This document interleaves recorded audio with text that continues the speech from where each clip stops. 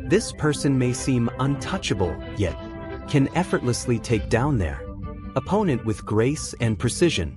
Believe it or not, this is the art of Aikido, a martial art that's both widely known and surrounded by controversy, debate, and fascination.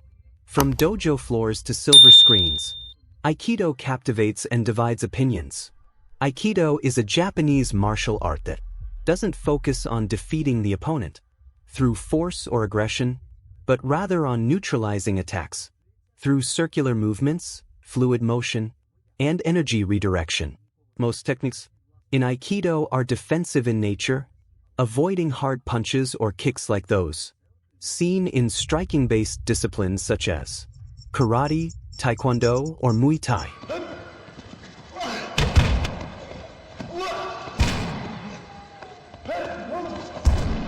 Instead, it emphasizes harmony, timing, and the flow of key life energy. Even so, Aikido includes many throwing and locking techniques that make use of the opponent's momentum, turning their own power against them.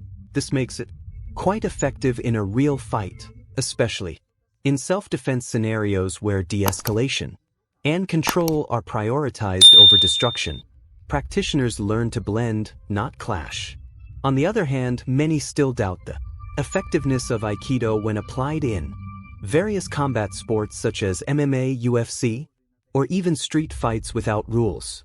The main reason is that most Aikido techniques rely on the opponent coming in with a certain kind of energy or movement, linear, committed, predictable.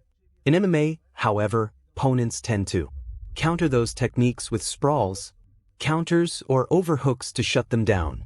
Before they even begin, fighters are trained to be elusive, explosive, and adaptive. In the second round, take their how he had using his arm to prevent the hand from sliding out there. Look at the grip control, subtle but lethal. So, does that mean Aikido can't hold up? In MMA, the answer is no, it can, but only if it's not the sole martial art being used. Some of Aikido's techniques can actually be applied effectively in an MMA fight as long as they're combined with other fighting styles like wrestling, jiu-jitsu, or striking arts. It becomes a tool, not the entire toolbox. For example, the Kazushi technique, which is used to break the opponent's balance at the point of contact, can help set up better control, takedowns, or throws. This technique is particularly useful for taking the fight to the ground where Aikido principles meet grappling reality. A slight shift in weight, a pull at the right moment, balance shattered. Another key technique is Tai Sabaki, which refers to the ability to move, evade, close the distance, and use body positioning to control the opponent by taking advantage of their momentum. Its footwork elevated to art sliding, pivoting, entering, exiting.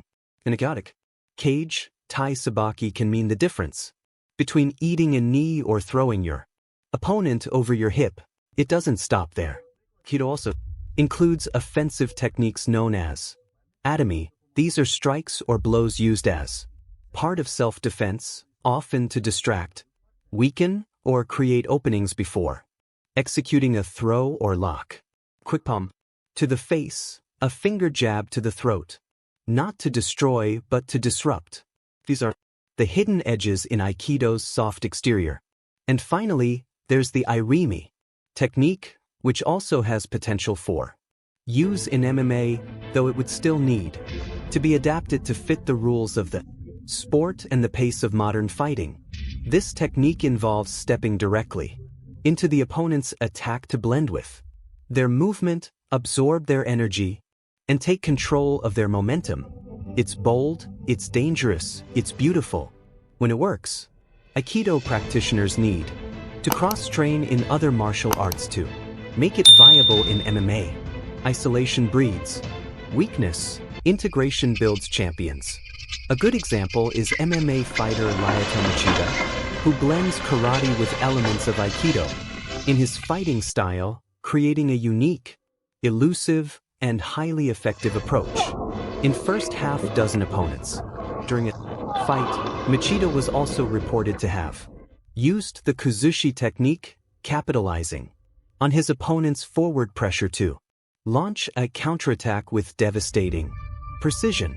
This approach closely mirrors the Irimi principle in Aikido, entering danger to neutralize it. Machida swarming in big kick and pressure. She's looking for it. Watch the angle perfect entry. There's also UFC fighter Anderson Silva, who has been claimed to use Aikido techniques in some of his fights.